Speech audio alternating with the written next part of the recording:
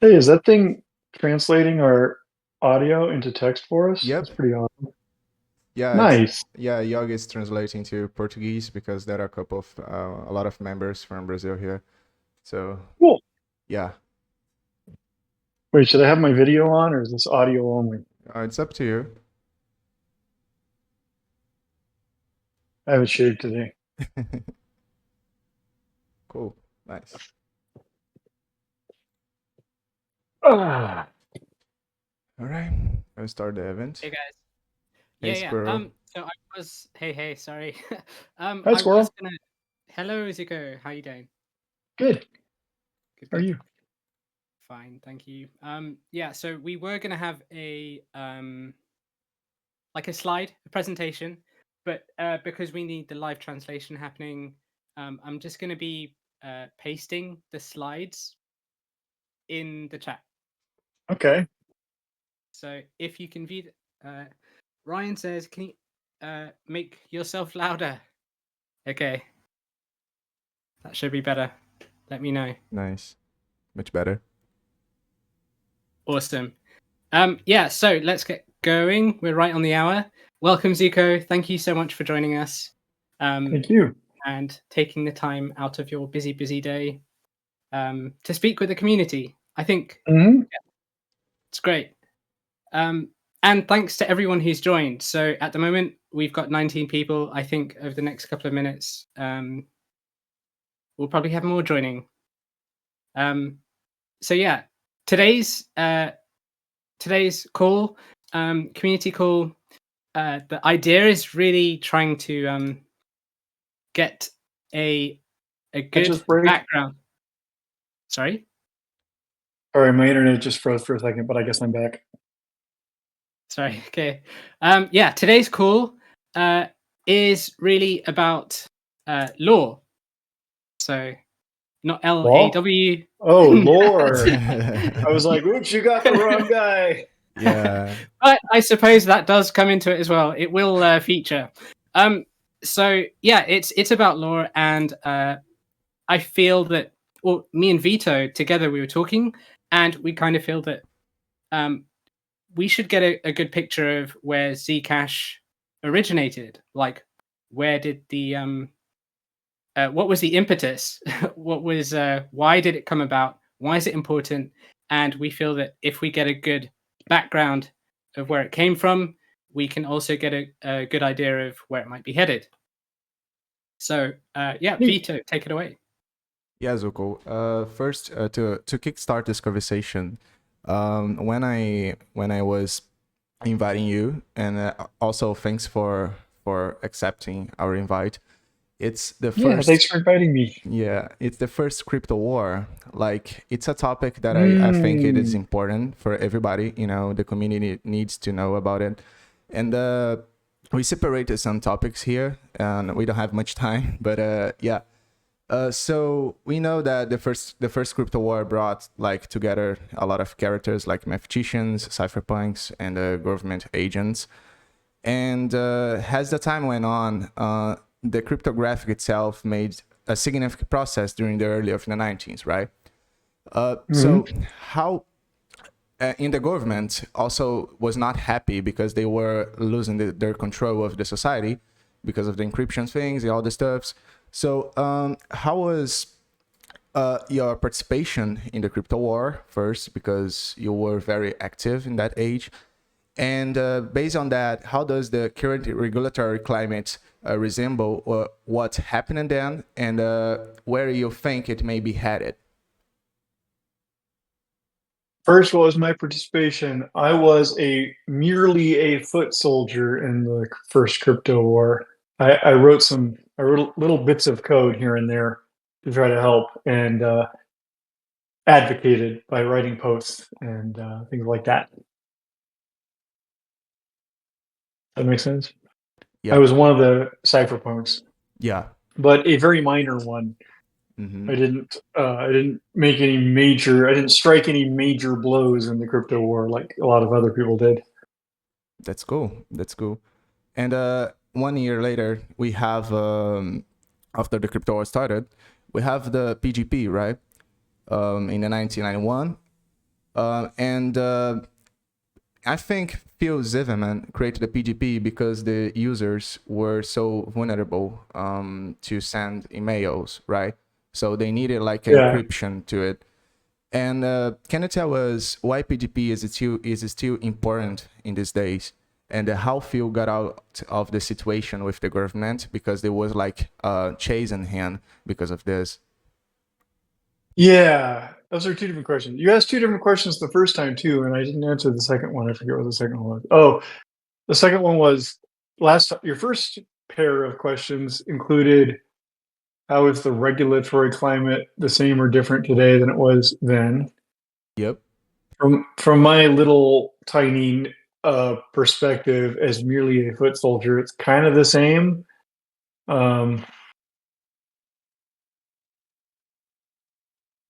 And what were your next two questions? How did Phil get out of it, and why is PGP still important today? Mm-hmm. Well, I'm sorry, but PGP is not important today. It's merely historical. And how it was In my in view. in the past for you in the 19s? Well, it was important because it gave people the option to encrypt their email, like you say, but it was more important in historical context because Phil Zimmerman's manifesto that he wrote, that he distributed with it, inspired a bunch of people, including me.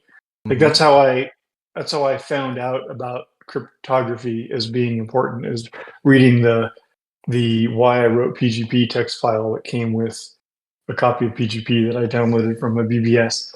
And then the government chasing him, which they did, they convened a grand jury to decide if he should be tried for violating arms export control laws.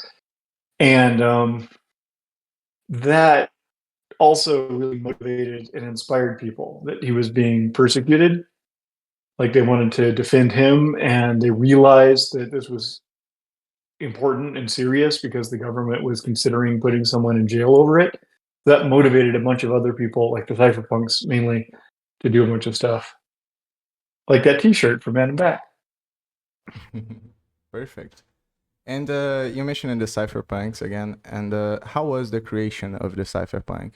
I heard that it was founded by Three Focus, if I'm not wrong, in 1992. And what inspired the Cypherpunk was the David Shawn's paper published in the 1985, if I'm not wrong.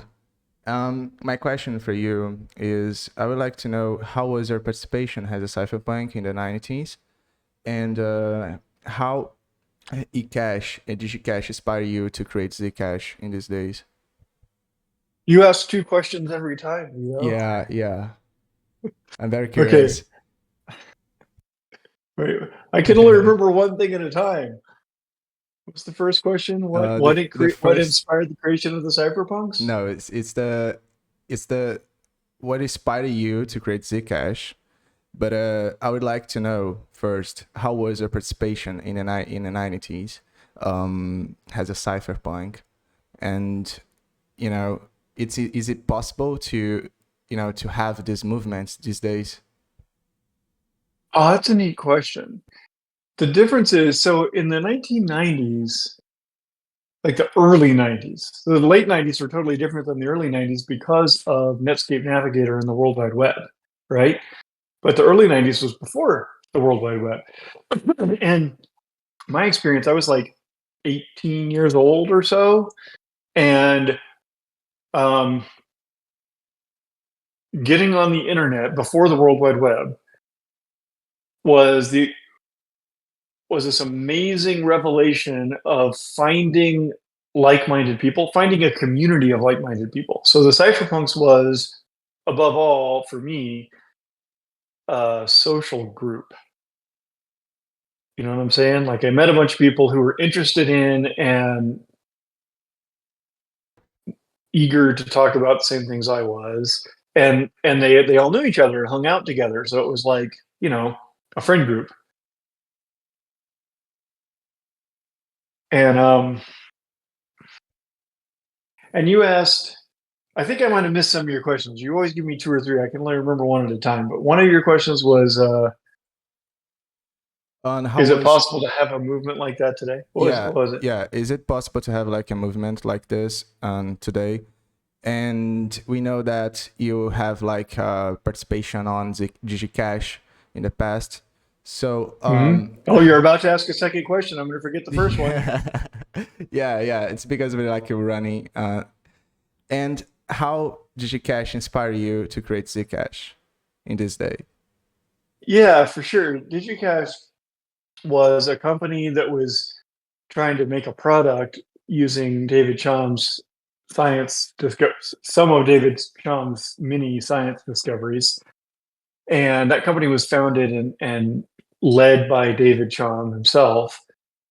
And I was super inspired by his science discoveries because I had first, like I said, I had first discovered the internet, which was a revelation and a magical new experience, both for me personally and my like personal social life, because I could make friends with all these really interesting people from all over the world instead of just the people who I ran into in the small town where I lived, you know?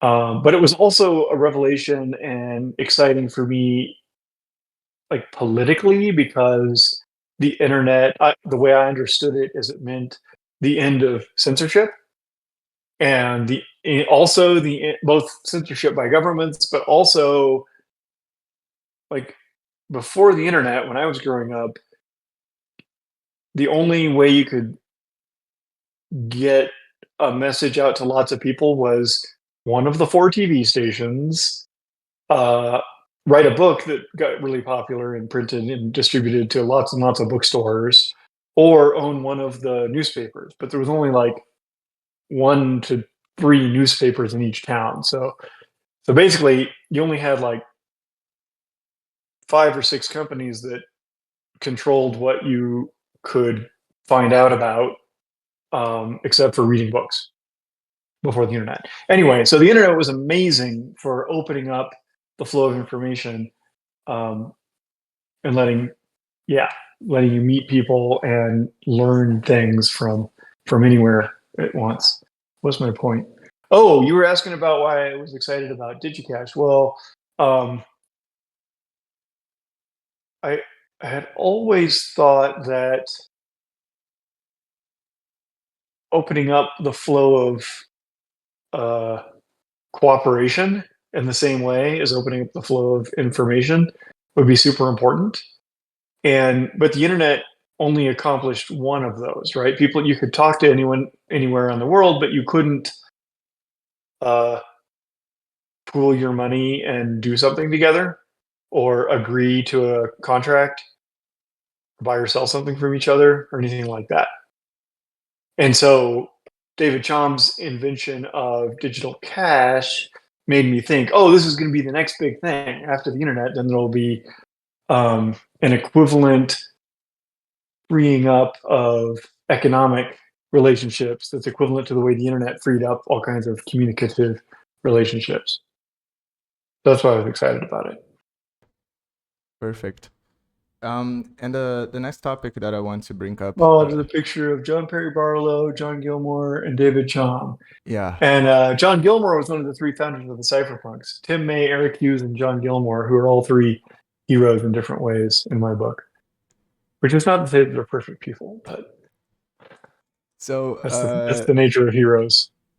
Yeah. So about the Clipper ship, it's part of the first crypto war, right? And one of the most important topics to discuss here. Yeah. And the Clipper chip really reminds me of CBDCs. Exactly. Like, it's totally the same thing where the government's like, oh, there's this new thing, and for the good of society, we have to control it. So we'll invent an invention, and then everyone will use our invention, and then we'll have control over the new thing. The Clipper chip was to give them control over the internet, which sounds ridiculous when you say it today, right? Like, one particular government is going to have control over the internet and everyone's use of everything on the internet. That's a stretch. But also, the government is terrible at inventing things. You know, Mm-hmm. that's not their forte.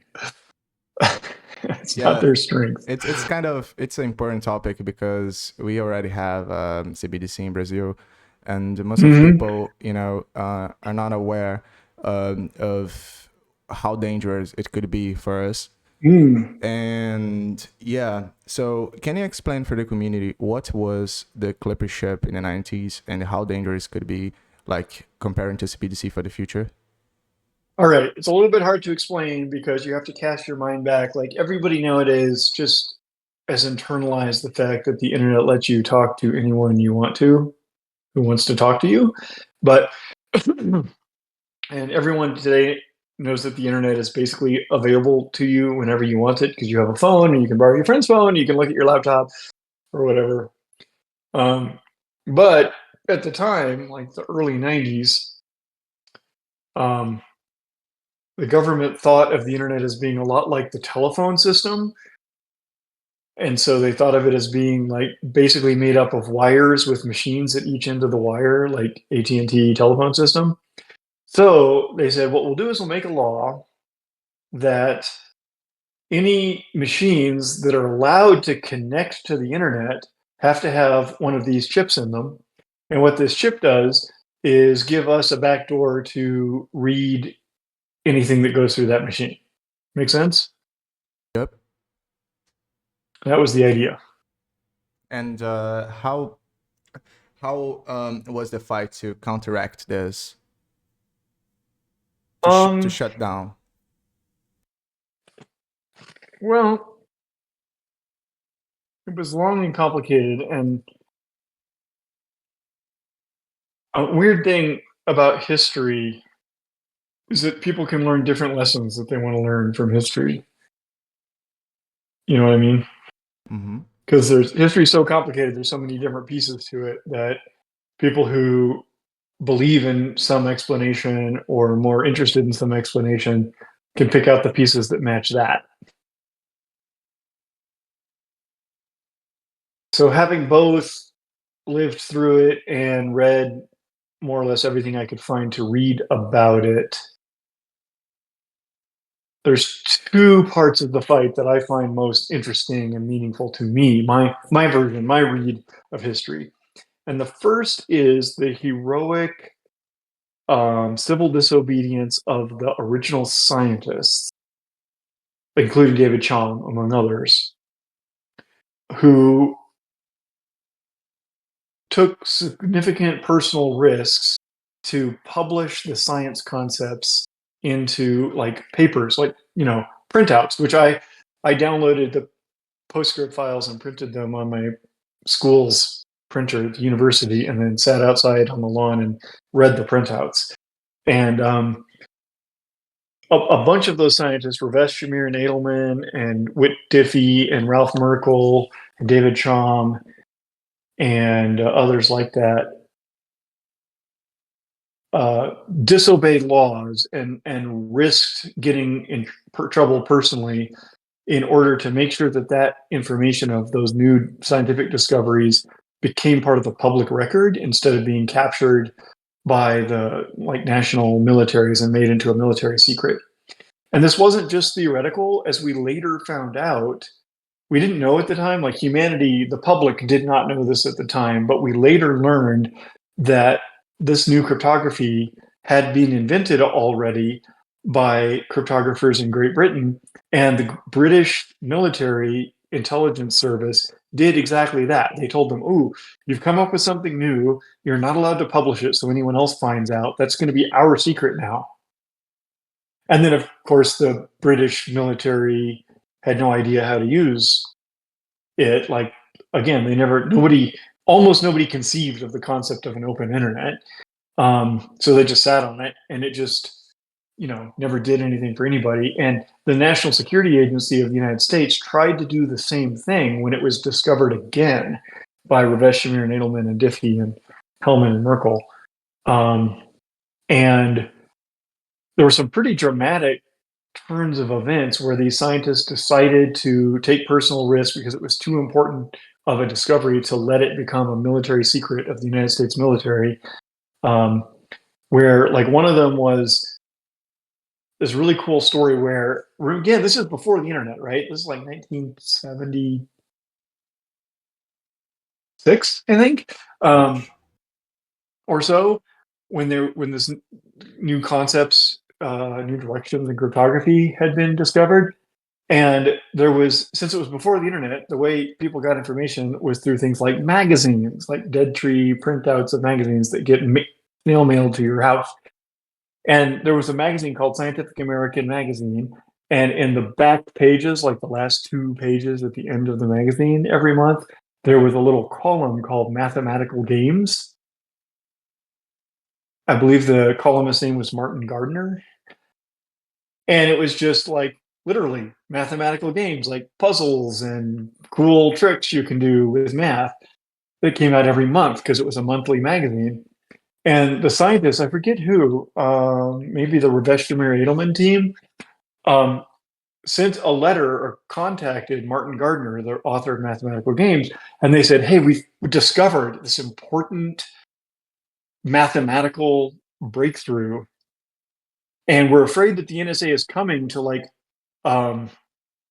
what's the word, classify it, right? To say that it can't be published and we would go to jail if we published it. But they haven't sent us that letter yet that says we'll go to jail. So we have to publish it right now. And so will you please take this manuscript and publish it in your column this month? And he did. He set aside whatever mathematical games he had already composed for that month, and he published a little description of the Ravesh Edelman public key encryption and digital signature algorithm in a nice, simple way that wasn't targeted at PhD mathematicians. It was targeted at curious readers of Scientific American. So it explained it in a very simple way that you could do it with pencil and paper for yourself as part of all of his mathematical games. And that was one of the reasons why it escaped from the grasp of the NSA, was because it got printed in Scientific American Magazine and distributed to however many 100,000 different homes that month. That's pretty fascinating. I think it might have featured in a movie later on. One of the hacking movies, it could have been Sneakers or something like that, where there's this magazine and they put the codes in the magazine or whatever. Oh, I don't remember that. Yeah. If you could figure out what movie that was, I'd be interested. Yeah, that's really cool. Will do. Yes. So you mentioned DigiCash. I think we talked about eCash briefly. You were obviously involved very early on in Bitcoin. Yeah, a little bit. Again, I was merely a foot soldier. I'm what's that movie where Tom Hanks plays this guy who meets and shakes hands with all the most important people and happens to be a bystander at all the most important events? Forrest Gump. That movie. Yeah. I feel like that. I happen to have run into Phil Zimmerman because he lived in Boulder, Colorado, where I went to university. And Eric Hughes and John Gilmore and so on and so forth. I happen to have been a bystander or a minor contributor to all of the important things in this story, or a lot of them, right, including Bitcoin. Yeah, so I happen to I was hanging out on Perry Metzger's crypto list, which was the successor to the Cypherpunks list after the Cypherpunks list got overrun by spam and political debates. Sounds familiar. Yeah, there's a lesson in there too. My first lesson is that because Vito asked, how do you have a Cypherpunks movement today? And my thought was, what was motivating to me and what made the Cypherpunks list really an effective way for me to get my apprenticeship and learn a whole bunch of shit from these great minds like Tim May and all those, was that there weren't very many people on it, right? The internet was new. There was only a couple dozen people who regularly posted every day or multiple times a week to the Cypherpunks list. And there was a sense, which is interesting whether it was true or false, but there was a sense of privacy, right? It felt more like meeting in someone's living room than it felt like meeting in the public square. in the middle of town, you know? And that's something that the internet feels really different to me today. Like I noticed when we were setting up this call, Squirrel said in the chat room, or no, not Squirrel, somebody said in the chat room, you, Ryan, shall we record this? And I thought to myself, oh yeah, that's the difference between someone's living room versus standing around in the public square. Is if there's a video camera running in the living room, then it's more like the public square. But anyway, so I guess maybe if you want to have a Cypherpunks movement today, maybe try more private groups that not everyone's invited to and doesn't get recorded and search engined and all that. But okay, how did I get onto that topic? I don't know. Not only do I forget Vito's questions, I forget my own answers. Yeah, Bitcoin. So Bitcoin. Right. What? You say you were a foot soldier, but it turns out like there were some very important conversations that were happening fairly early on, and yeah, like let's say the first Bitcoin blog that was ever published, it was you, and I would say that you got a pretty solid understanding of exactly what Bitcoin made possible. But there were also improvements that everyone, I guess, the cypherpunks around at the time thought needed to happen. And so, could you talk about how those improvements were found and eventually fixed? You mean privacy? Yeah. That's the improvement you're asking about? I mean, that's probably one of the most important ones. Yeah. I also unsuccessfully advocated for adding general purpose programmability into Bitcoin, so that it would be like Ethereum, but the others, namely Gavin Andreessen, he didn't bite, and he was probably right. Yeah, so my experience was Bitcoin was clearly part of the cypherpunk culture. Like I don't have any inside information about Satoshi's identity, but his motives were political and his means were creation of technology, and that's the cypherpunks approach. And his political motives were pretty cypherpunk political motives, like freedom and decentralization for individuals and groups to do their own thing. And so I wrote the first blog post about Bitcoin, and I hung out on some or all of the IRC channels where the early Bitcoiners were collaborating, and I read the mailing list, and I reviewed the source code, and I made a few teeny tiny insignificant contributions that mostly weren't accepted or whatever. But yeah, and I encouraged and advocated to other people, and pretty much every person, or like at least 9 out of 10 of the early Bitcoiners, were really strong cypherpunks in the sense of being privacy advocates, because the cypherpunk political stance is always strongly focused on privacy. Not for the cypherpunk, privacy can mean different things to different people, and for the like libertarian branch of the cypherpunks, it meant a means to freedom. So for that, from that political perspective, the libertarian political perspective, privacy isn't a good in and of itself. It's just that it's necessary and effective for providing more freedom to the users. But there were also progressive cypherpunks who considered privacy to be a social good for protecting individuals and oppressed classes and things like that. Right. Okay, I'm rambling. So my point was, yeah. You asked only one question. Okay, you got to ask it twice to keep me on track.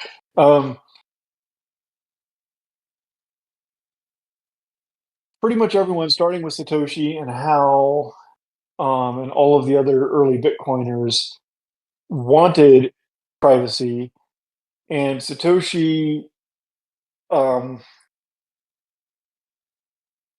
argued, or hopefully described, how Bitcoin's pseudonymous UTXO architecture might give adequate privacy, which I immediately disagreed with, based on my background in like working on DigiCash and studying all the really strong privacy that cryptography was learning how to create.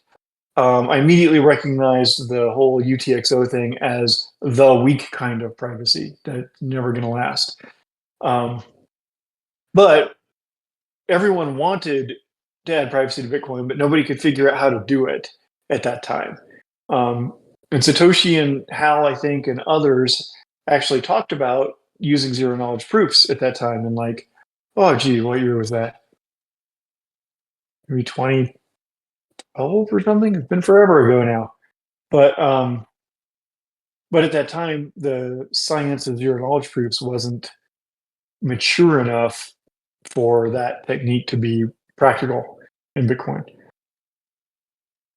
What was the rest of your question, Squirrel? No, you answered it. I think you answered it. I was just getting this link, which I found fairly well today, and in here we have like Hal Finney and Peter Todd and like all the possible Satoshis. They're talking about like zero coin and how they might be able to implement like zero knowledge. Oh, really? Privacy. I don't Yeah. remember this link. I'm going to read this one. And yeah, zero coin anonymous distributed eCash from Bitcoin. And I suppose early on the idea was that zero coin and Bitcoin would like work together in some kind of symbiosis or something. I don't know. Yeah.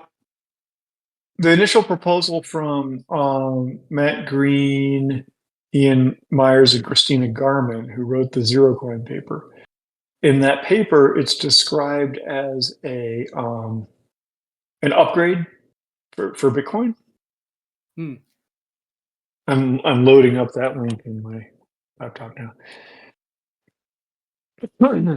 And they proposed it as an upgrade for Bitcoin at the 2012 San Jose Bitcoin conference. So this means that conversation that I was thinking of must have been 2011 or 2010. But anyway, yeah, I think Matt Green and Ian Myers were at that conference in San Jose. This was like the second ever organized Bitcoin conference. It was really mind-blowing for me that there were that many people who were interested in Bitcoin and willing to travel to hang out, and that it included people who weren't just cypherpunk coders, but like there were these VCs and this journalist named Vitalik Buterin, and there was a musician who was playing crazy music.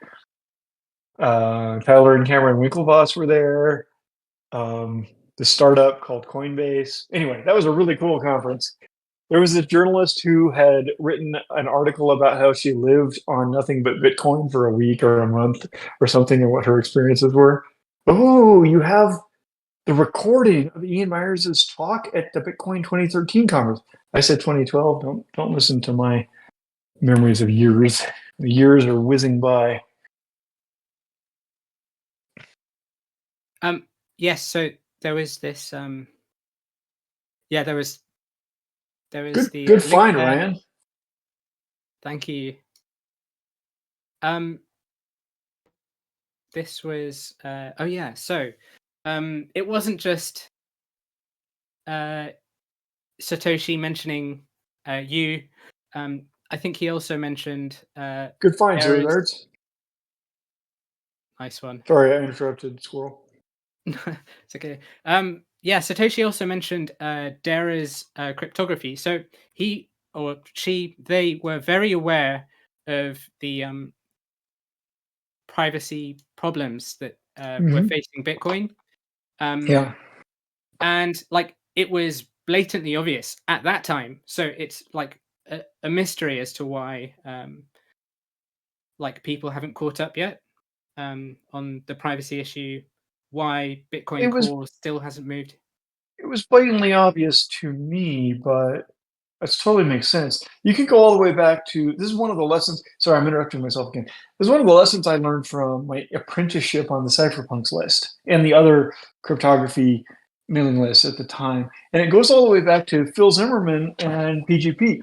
He wrote a story which, like, as part of our cryptographer culture, we retell each other around the campfire about how he, as a younger guy, had invented his own cryptography, which was named Bass-O-Matic.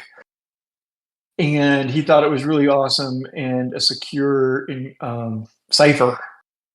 And then he showed it to some real cryptographer, and they instantly figured out how to break it and read the user's messages without their consent, you know? And so Phil said the lesson he learned was, don't roll your own cryptography. Don't, just, it's easy. I forget how he put it, but he said, like, it's easy to make something and convince yourself that it's secure, but it's really hard to make something that's actually secure. Which reminds me of Richard Feynman, the great scientist, saying that the most important thing is not to fool yourself, and you are the easiest person to fool. So what we learned from this culture and a few decades of trial and error is that there's a huge gap between what we call provable security, or like, I don't know what we call it, but like real scrutinized, battle tested, scientifically justified security. It comes with a strong reason to believe that it actually works. And then there's this huge gap between that and all the sort of ad hoc bullshit that people come up with when they have not had the training and the experience of grappling with the strong stuff, and they're just like winging it. And even today, all along, and even still today, people who don't have all that experience and training and the science of it and the sort of practical, like in the trenches experience of it, they see these kind of problems, especially privacy. They think of privacy as like some kind of analogy to real life, like you put on a mask for Halloween or whatever, and then people can't recognize you or whatever.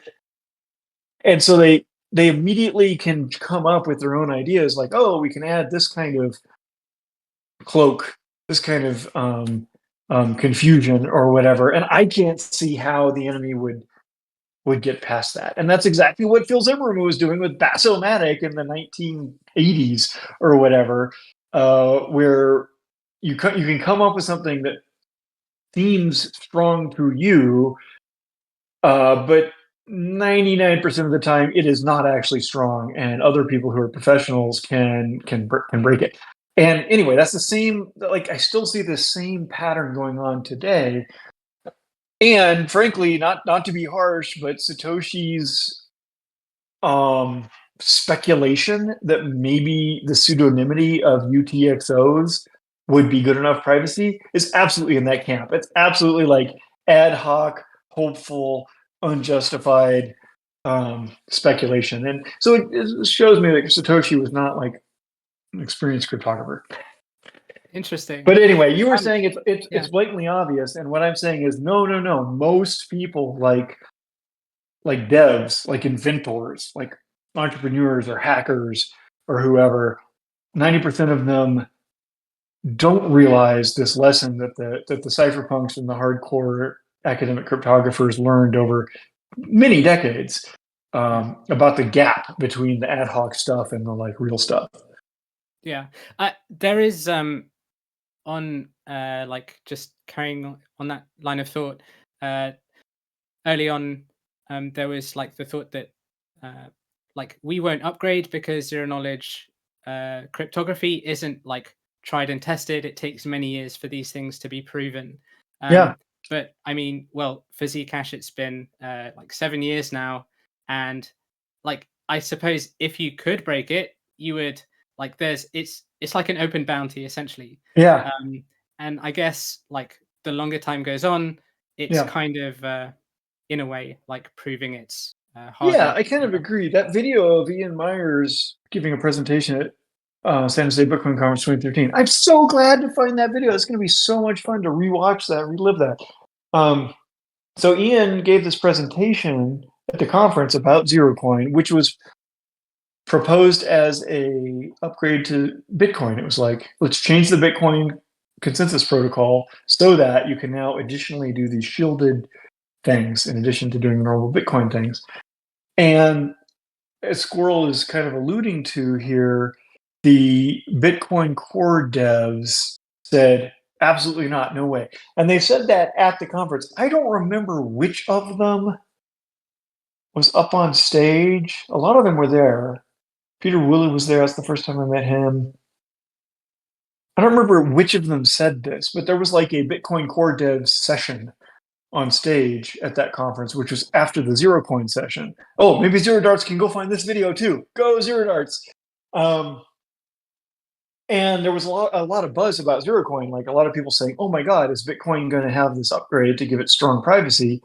And so the Bitcoin core devs sort of went out of their way. They sort of took a special moment at the beginning of the talk or the end of their talk or somewhere to say like, oh, by the way, we've been hearing all this buzz about the ZeroCoin thing, and we want to be really clear, we're not going to modify the Bitcoin core protocol to try this out because, like Squirrel was saying, it's untested and new, and because the ZeroCoin protocol that Ian Myers was presenting there was way too inefficient. It would have totally choked the Bitcoin blockchain. It was like 200 kilobytes per transaction or something like that.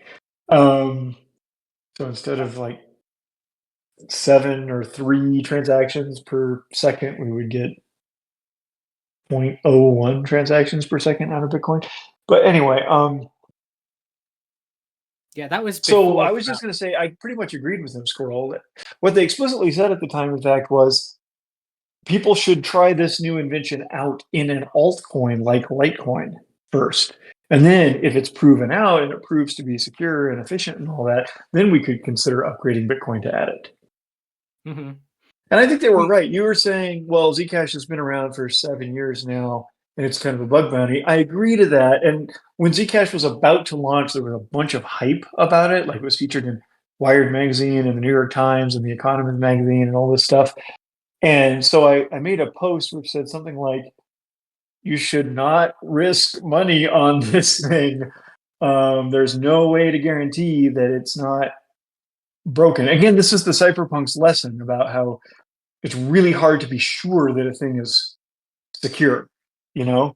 So like really, really hard. It requires many, many layers of added levels of assurance, like scientific proofs of security and code review, and like you're saying, a Squirrel, like battle testing and a live bug bounty and independent peer review from different like hackers and scientists all over the world and a bunch of stuff like that. So anyway, I made a post before Zcash launch saying that and saying the only way you should really be confident that it's safe to risk your own money on is over the passage of time. If there's lots of money residing in it and it doesn't get hacked over many years, then you could start trusting it for that. So I basically agreed with the Bitcoin core devs on that point. Indeed. Which also, I guess, so there was this slide where I mentioned before, Satoshi was aware of Dera's work, I think some around stealth addresses or something. Oh, yeah. So there was the first crypto war. We talked about Clipper chips and PGP and I suppose the US government deeming this to be like arms, exports, whatever. Yeah, I think that's such a funny worldview that encryption is like weapons. No, I think it's like armor, but whatever.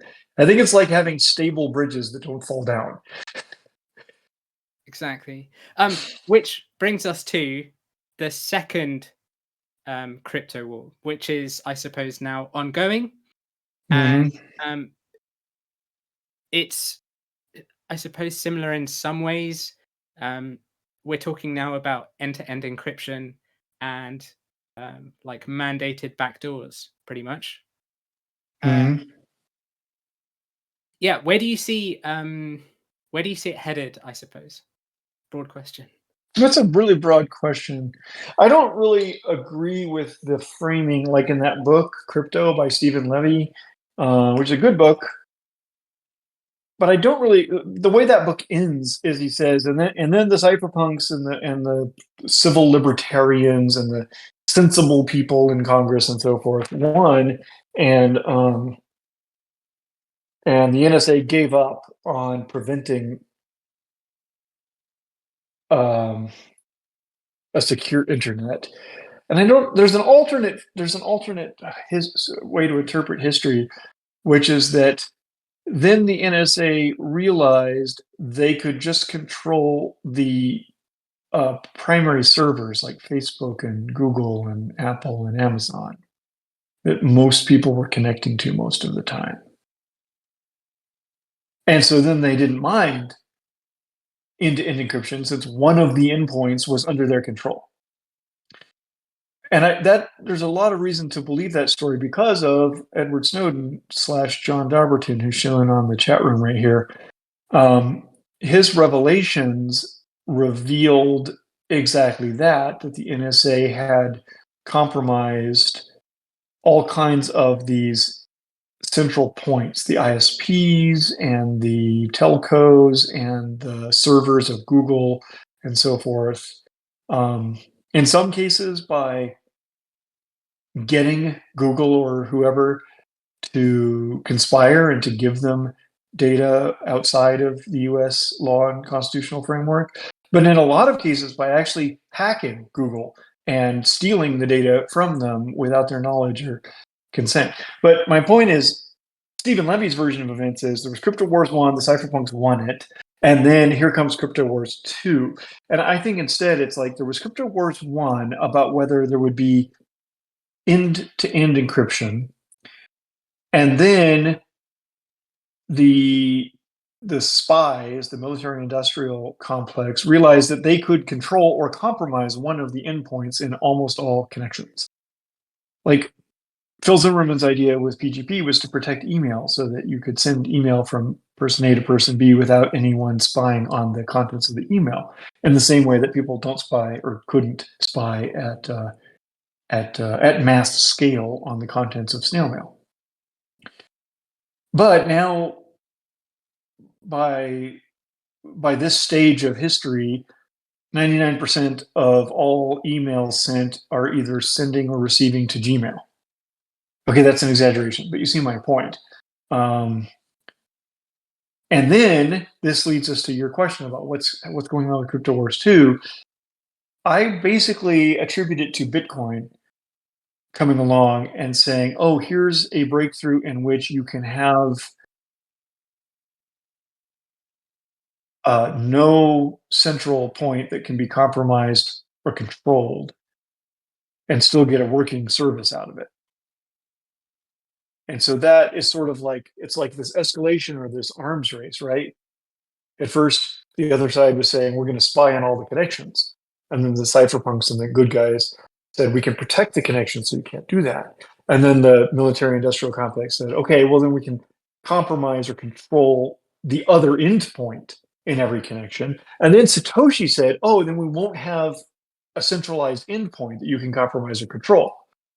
Mm-hmm. And then they said, well, we'll just use third parties to control where it's accepted, right? Because it's still UTXOs. This is the essentially currency. Yeah. It's the other. This is the next escalation in my point of view.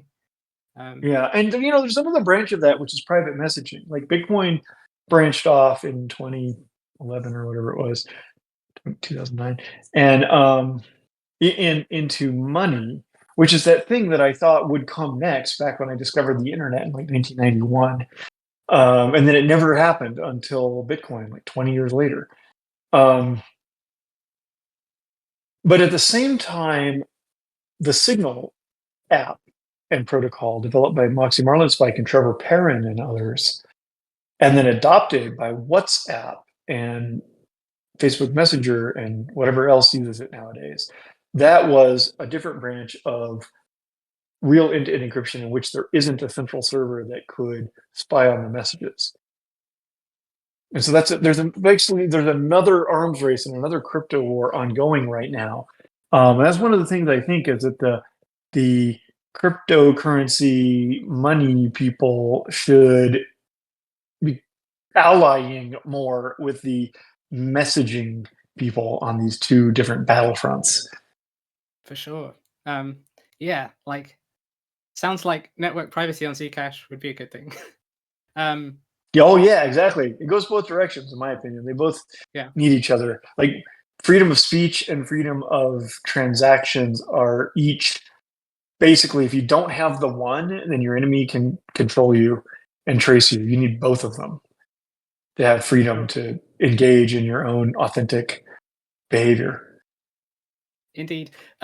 We wanted to get to questions. I guess, Rick, could we move on to questions? I think Vito had a few from the community. I'll pass the questions here. So Zooko, you can choose which question you want to answer.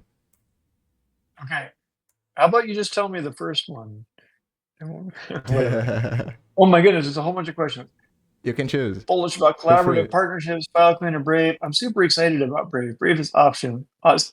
Brave is super cool because it's my favorite web browser that I use preferentially among all other web browsers and have for many years.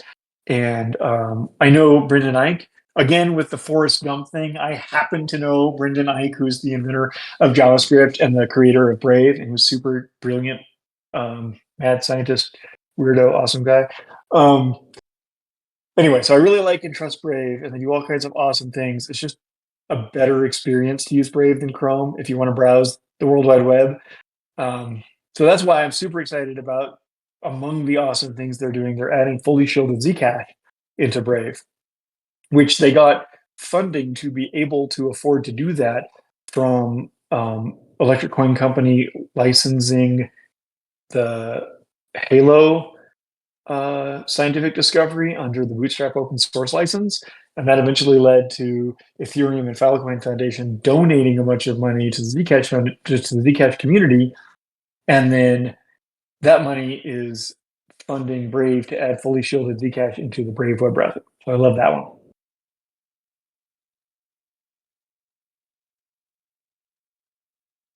What do I think about Zcash Thorchain? I think, what the hell? Wasn't this supposed to happen like 2 years ago? And didn't Eric Voorhees offer to split the cost with Zcash community grants and whoever else? I apologize, whoever the third person was. Maybe the Thorchain devs or someone was going to contribute a third too. And that didn't happen. And then maybe there was another Zcash community grants thing and that didn't happen. I'm like, I don't understand. There was one moment when the Thorchain community, I think it was probably right after Tornado Cash got blacklisted by OFAC. That's probably what happened. Was that like a year ago now? There was one moment when the Thorchain community was saying things like, "Oh my goodness, if we add a privacy coin support, if we add support or interoperation with a privacy coin, then the government might crack down on us and ruin the value of our tokens." Which I thought was cowardly. And B, if that's true, then maybe Thorchain isn't as decentralized as I thought it was. I don't know what they were thinking, but I think they may have stopped thinking that. I've kind of stopped hearing it, but it's too decentralized of a community for me to keep track of what's going on.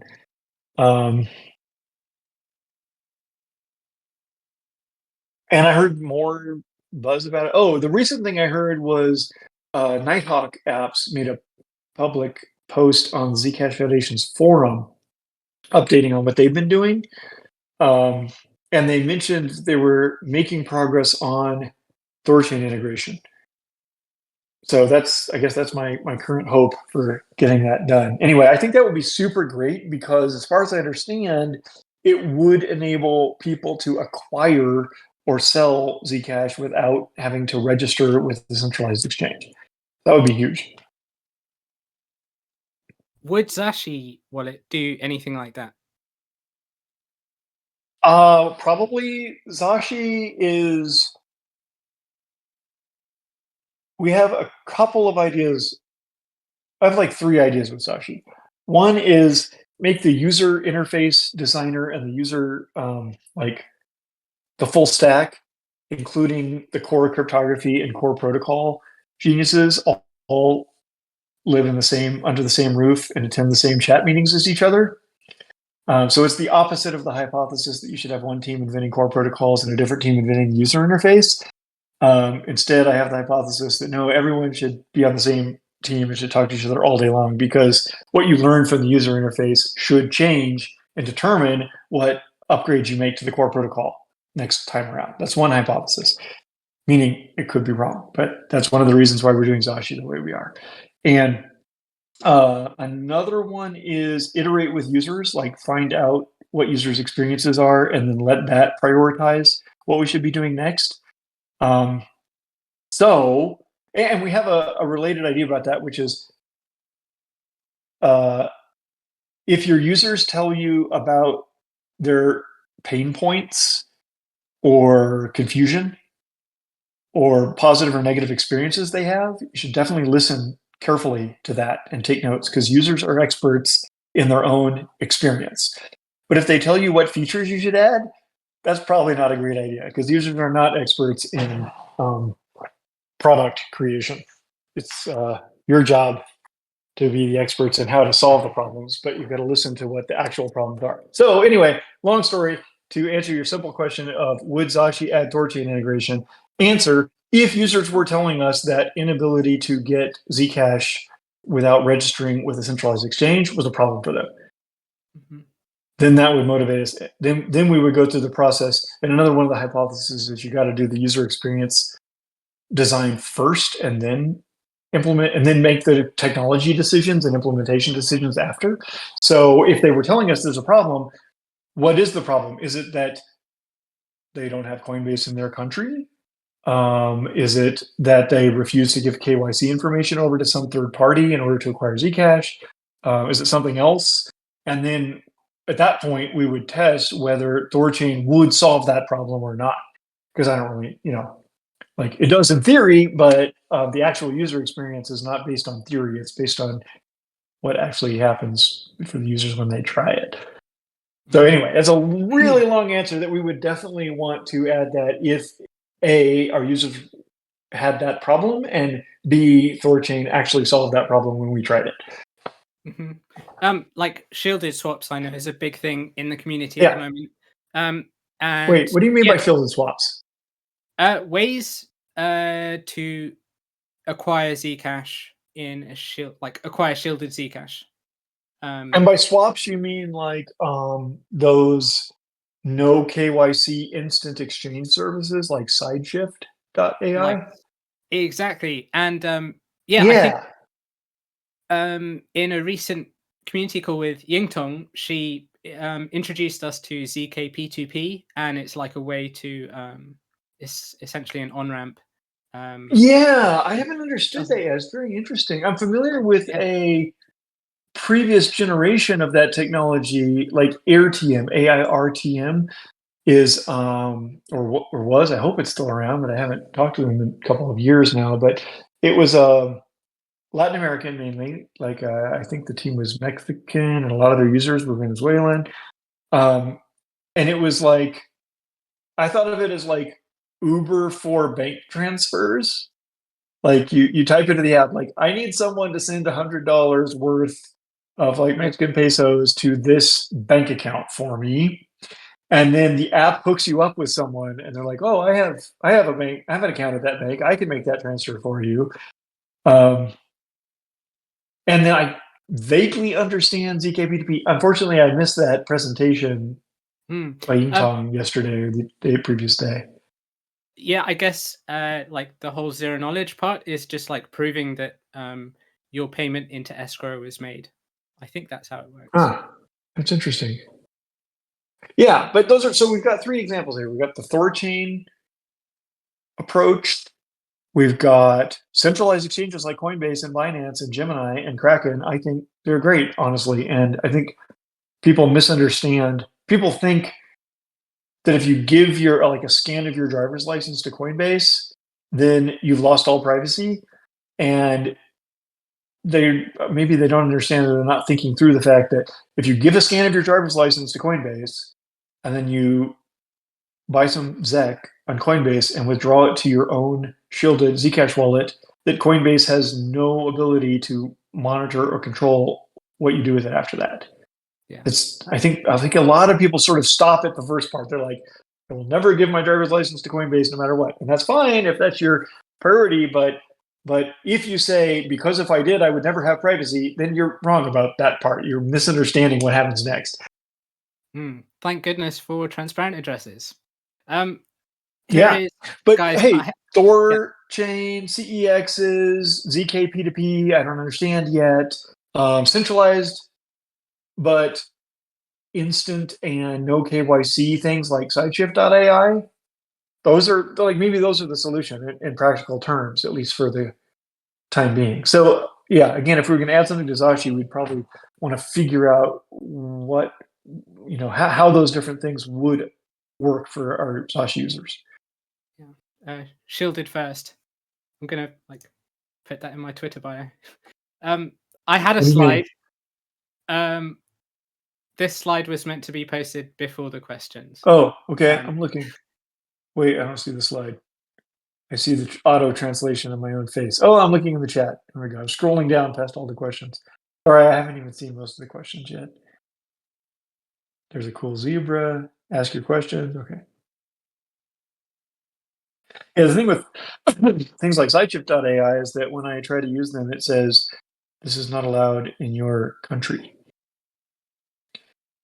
So that's the problem with centralized exchangers, is they don't work for US citizens. Now, maybe I solved that by installing a VPN on my phone. I haven't tried yet. But installing a VPN is too much work for most users. It takes 10 seconds. Give it a go. Well, I don't know. Like 99% of users don't do it, so yeah, we got to make it happen automatically instead of trying to teach them or get them to change their ways. Exactly. Yeah, so like decentralized and shielded is just easiest. So Highland was asking, is Ledger app completely abandoned? What's the too long didn't read on that? Ledger app. Okay, so I happen to know a lot about it, but I'm not really the right person to ask because Zcash Community Grants and Ledger and Zondex and Zcash Foundation are all working on it, and ECC is not. But I'll answer what I do know because I happen to talk to all those people, and I introduced some of them to each other to try to get that unblocked. Yeah, so there's been a shit show of incomplete projects and misunderstandings and miscommunication between people and stuff, which is normal. It always happens. And then just recently, Zcash Foundation, Zcash Community Grants, Zondex, and Ledger all got together and figured out how to move forward. And I think ZCG allocated a bunch of money for it, and Zondex is doing the work. And Zondex has been posting updates on the Zcash Foundation's forum. So probably Zondex are some of the best people to ask, or ZCG is the best people to ask. But my TLDR, based on what I know, is that it is now making progress. And so within like a year or less, it should finally, several years late, be working. How's that for an answer? Cool. It's not completely abandoned, Highlander, but I have nothing to do with it. So if you got a problem, go hit up ZCG or Zondex or someone. And there is an unofficial way to get, if you really need your shielded Zcash on a ledger, there is a way. Oh, yeah. If you're one of those people who's willing to install unsupported software in an unsupported way and then put your money in it. Oh, yeah. Stoic94 asks, why would someone choose Zcash over Monero? Is the case based mostly on the ZKP method? I am a technologist, and I think a lot about the technology, and I will happily go on for the next 2 hours about the different ways that the Monero technology doesn't actually protect users in a lot of common cases. So that's the technology answer. The other things are the Monero community is really large and vigorous. There's a lot of things I don't like about their culture. It's like one of those internet cultures where toxicity is celebrated. as being like a demonstration of the importance of our shared values. Our values are so important that we are going to be toxic about them. And I don't think that's it's not fun for me to hang out in those groups, but B, I don't think it's actually effective in the long run for advancing your movement.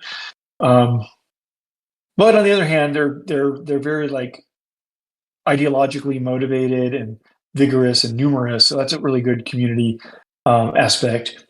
And they have no tolerance, at least in their culture, the Monero culture. They have no tolerance for like compromises and government backdoors and stuff like that. So I really like that about them.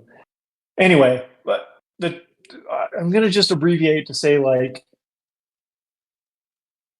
is that the so there's the technology, the current generation of the Monero technology is just not good. Like there's good reason to think that somewhere between a third and two-thirds, I forget, but there's a substantial fraction of people, if you're using Monero and you get targeted by like a powerful enemy who really is willing to invest resources to de-anonymize you, there's a good chance somewhere like a third to two-thirds of people who are so targeted get de-anonymized because the Monero technology is weak. But there's a whole lot of improvements that we need to make on the Zcash technology too. I don't know how well we would score on the same metric, in particular because as ZK Squirrel mentioned quite a while back, we don't have network level anonymity in Zcash. Anyway, I'm rambling. There's a lot of other details, like my view of the Zcash user experience is positive. I haven't tried a Monero wallet in the last year or two, though, so I guess I should. No, that's not true. I used Edge. Edge supports both Monero and Zcash. But I think the user experience is really important, and that's one of the main things we're focused on at ECC. I really like the fact that Zcash is supported by Coinbase and Gemini. Because I really like, so there's kind of a divergence of culture or strategy between the way I like to try to play this and the way the Monero community likes to try to play this, which is I really like to try to demonstrate that publicly traded corporations like Coinbase can support their users having strong privacy, and that's legal for them to do so in the United States and probably in a lot of countries. Like to me, that's an important principle. Like I feel like I'm helping exert positive pressure on American law by pointing out, oh, we do get to talk about law after all, by pointing out that privacy is illegal in the United States and outlawing privacy is unconstitutional and can never be legal under the United States system of government. Whereas the Monero community has this opposite thing, which I think is kind of dumb and simple-minded, if also sort of fun and admirable in a way, which is they're like, well, if Coinbase supports it, then it must be bad. Like it must be backdoored, or else Coinbase wouldn't support it. Which is sort of just like, like throwing out the rest of society. Like we and our cypherpunks are going to go do something, and everyone who has a bank account and pays their taxes is excluded from our club.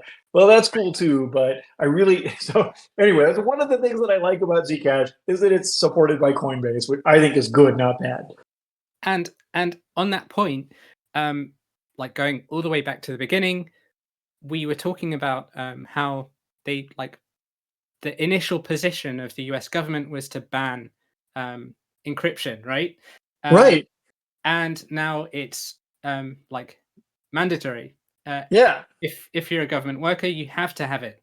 And yeah, all U.S. government websites are required to use SSL, the encryption standard, to protect the government server and the users of that government server from getting spied on and hacked by criminals and enemies. That's a great point. Sorry, I interrupted. And like it would logically progress into the blockchain space. Like obviously, people's transactions should be private because otherwise they might be targeted by criminals or yeah. Yeah, it's obvious to me. Like, it's annoying. I guess it makes sense, but it's annoying how like if um the motive for government laws and regulations is to protect society from bad stuff, then obviously you should protect people's financial information from like foreign armies spying on them and criminals and organized crime spying on them and targeting them and manipulating them and all that. Like, from my perspective, the nominal intention of regulation and law in the United States is pretty consistent with encrypting blockchains in the same way that, just like Squirrel says, it turned out that by the time of the Obama administration, it turned out that requiring encryption on web servers was consistent with the U.S. government's goals. But if the real goal is just to like stamp out everything that you can't control, I'm disappointed if that's the government's goal, because that's not what we set them up to do. But that would be consistent with the way the Biden administration has been treating the cryptocurrency industry for the last couple of years. Yeah. I am Anyway, glad that we do have Paul Brigner on our side. I think he Yeah. might be here. But yeah, thanks for all his hard work. Yeah. Thanks to Paul. Hey, I see a question. I think James Katz has asked twice about the BOSL. And I appreciate the fact that his second question was shorter than the first one. Way to go. Good move. In a nutshell, the BOSL was this experiment that we've invented all this new breakthrough technology as of whatever year that was, Halo. And instead of making it MIT so that everyone can use it for free, we're going to put it under a GPL style license, which is another historical artifact of open source history that you don't have to learn. But anyway, we're going to put it under a different open source license. And then if people want to use it under the MIT license, they can donate to the Zcash community, and then we'll give them a right to use it under an MIT license. Make sense? And it also came with an exception, thanks to different people like criticizing and questioning and pointing out problems that led us to realize, oh yeah, we ought to add an exception that says if your goal in using this technology is just to benefit, or not just, but if what you're doing with this technology is going to benefit Zcash, then you don't need to get a special license from us. You can use it for free. So that is this experiment we launched when we implemented Halo, and when the Zcash community decided to go ahead and activate Halo on Zcash mainnet, despite a bunch of Zcashers really strenuously arguing that this was a bad idea because the Bootstrap open source license, or BOSL, would impose friction and prevent people from doing things that we wanted them to do. And that might be right. Like, it's a gamble or it's an experiment, and we might always change our minds in the future.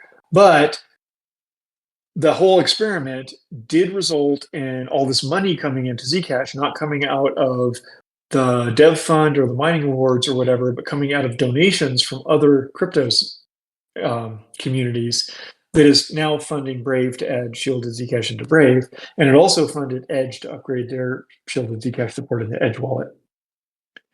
So and anyway, that same approach. That's my in a nutshell. Does that make sense? Kind of confusing because it involves open source licensing concepts, which are super confusing. I guess law came up again. Yeah, here we are with the law. Yeah, so this same approach of Zcash, like sharing knowledge and sharing technology. Even in our conversation with Yingtong, she was describing how like a lot of the progress that is made by those other projects can come back down to Zcash and move things forward. Well, like, there's two views here. Like, I have been doing open source as well as being a cypherpunk. I was an open source contributor, like Linux and Debian and all kinds of open source projects for decades. And the same problem that has caused open source to fall behind and to be really left in the dust by the rest of the products and technologies of the world also seemed to be affecting Zcash. So that was my motive for trying to use the Bootstrap open source license on Halo was this repeated like criticism or question that I heard from people who were like coin investors, right? People who care about cryptos and who compare cryptos to each other. And they would always say, oh yeah, Zcash has the best technology, but the Zec coin isn't going to benefit from that. Zcash is just going to invent the technology, give it away to everyone for free, and then my favorite token, whether that's Ethereum or Solana or some other token, that's going to actually productize it and make the benefit from it. So I'm not going to buy any Zec. I'm going to buy my favorite token instead. People said that a lot, both in public and directly to me. They would sometimes say, oh, hi there, Zooko. By the way, thanks for creating all that technology and letting all the rest of us profit off it for free. And so the intention with the BOSL was to try to find a balance where it's still open source and can still be widely used and become a widespread standard that the whole world can benefit from and that future generations can benefit from, but also capture at least a little bit of the value and feed it back to the Zcash community specifically. And again, I think we've actually, empirically looking back over the past couple of years, like I say, we got this money, which is funding Brave and Edge to add full-fledged Zcash support, which I think could be huge because Brave has like 50 million users.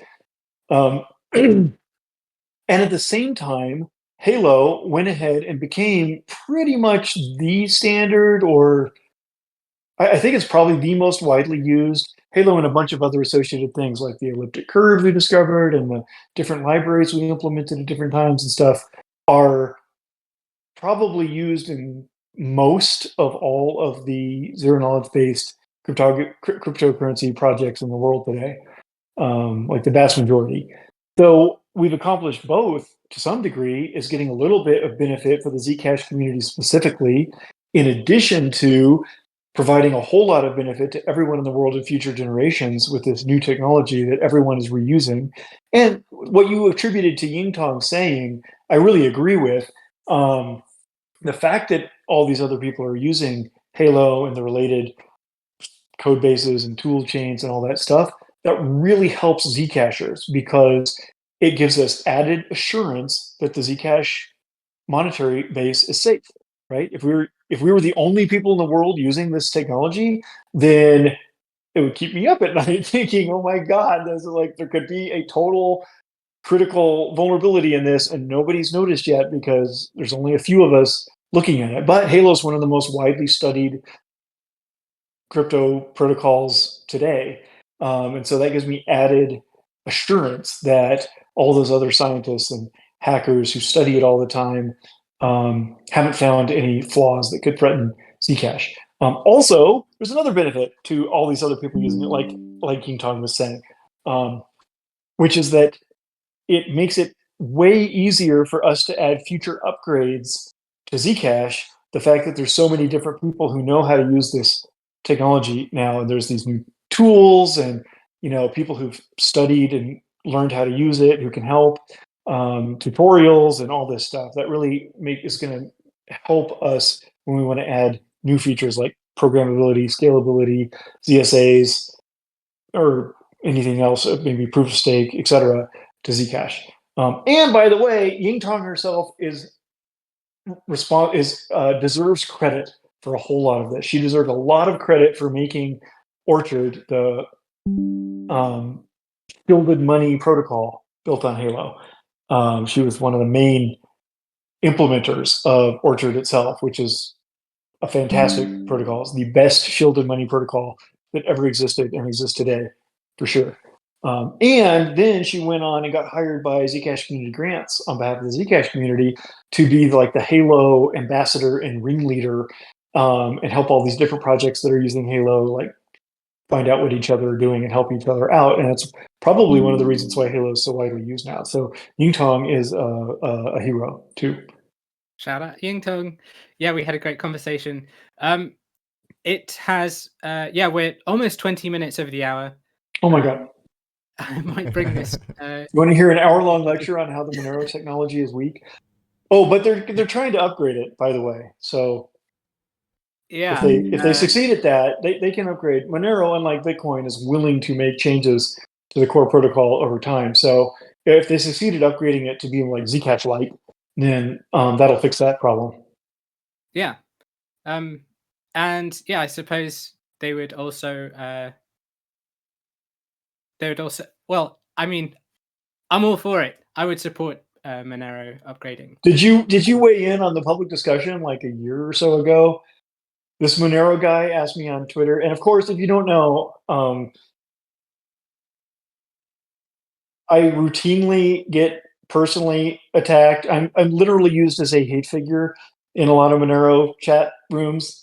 People say like, "Ooh, that's like a Zooko type thing," meaning like an evil villain type thing. Like I am the evil villain for a lot of Monero chat rooms. But anyway, some Monero person asked me on Twitter, can we use Halo and Orchard for free? And I said, maybe you should ask the Zcash community about that, since they funded our team to discover Halo and Orchard. And I really wouldn't want to just give it away for free if they, without checking with them first, right? So then they went to the Zcash forum and they said, hey, guys, can we use Orchard to upgrade Monero and fix it? Zcash World would have said yes. Quite a few people said yes. But a lot of people said, fuck no, screw you guys. You're always like insulting us and accusing us of being criminals and stooges and whatever. So yeah, so I decided with the sort of overwhelming opposition from the Zcash community that I shouldn't really just give them a license to use it for free. Sorry. Zechariah says BOSL. What? Or BOSL. BOSL. Yeah. Oh, see, that's the thing. The Monero community could totally use Halo and Orchard for free without spending any money or doing anything if they would just license all of the implementation under the Bootstrap open source license. So that's an option for them too. But they didn't want to do that, I guess. They still can. Yeah, I think instead of shielded pool, they say full membership proofs or something. They have their own terminology. So Right. I have posted the final slide, and it's a view key. So you can open your Zcash wallet and you can import this view key. It's got the block height there to save you guys. Wait, do I need to type it in from the screenshot? Oh no, you can scan it. Oh, it's a QR code. I see it. Cool. Yeah. Sorry, I was looking at the wrong thing. So I think it was one of the anonymous Zcash accounts on Twitter who shared this, and there's like a couple of messages in there. Yeah. Cool. Hey, thanks so much for inviting me, y'all. I think the Zcash Discord community is really awesome. It's more like the Cypherpunks in that it's more of a private chat room in someone's living room instead of the Zcash forum, which is more like standing on the sidewalk holding up placards and shouting at each other. Thank you for accepting our invite, Zooko. It's always a pleasure to have you here. Yeah, thanks so much. I'm sorry, I think there were a lot of questions that I didn't read all of them, but some of the bits and pieces I saw sounded really good. So maybe I can hit you up on Discord or something. No worries. Awesome. All right, thanks everyone. Thank you, Bye. Zooko. Thank you, everyone. Bye-bye.